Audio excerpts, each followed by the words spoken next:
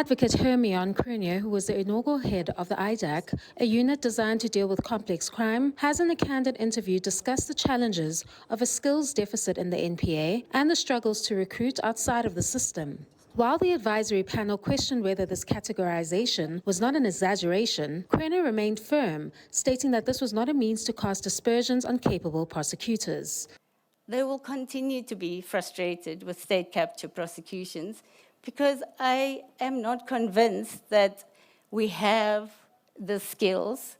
There are a lot of other issues. It's not just skills, but the skills to put together the kind of charge sheets, the kind of indictments that are needed, I don't know that we have in the NPA. Cronje further clarified that she previously left the NPA on good terms with the current NDPP, Advocate Shamila Batoi, despite reports suggesting otherwise. One of the articles written about the split, my departure was that it was a cat fight, and I was deeply offended by that because it trivialized what I thought were important issues, and I wrote to the journalist and said, happens to be a man, and said, would you characterize a disagreement between two male colleagues in this way, refusing to actually deal with the substance of the issues raised and just characterizing it as these women can't get along.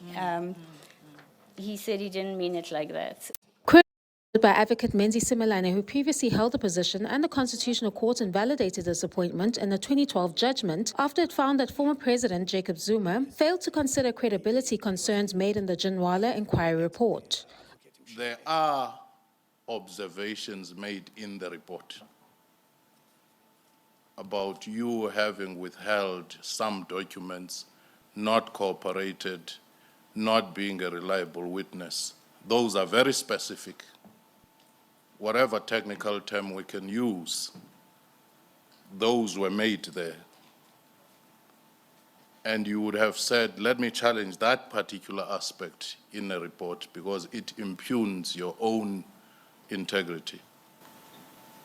Would that not be the case? You're wrong on a number of fronts, Professor Figin. There's no technicalities that was getting into.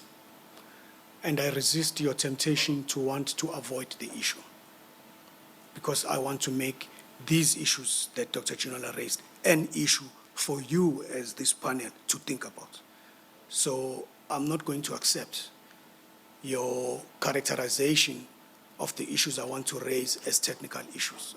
Advocate Xolisile Kanile, a third candidate who boasts a career that spans over 20 years and includes combating financial crimes, also faced tough questions over CV discrepancies. Kani Mapanga, SABC News, Pretoria.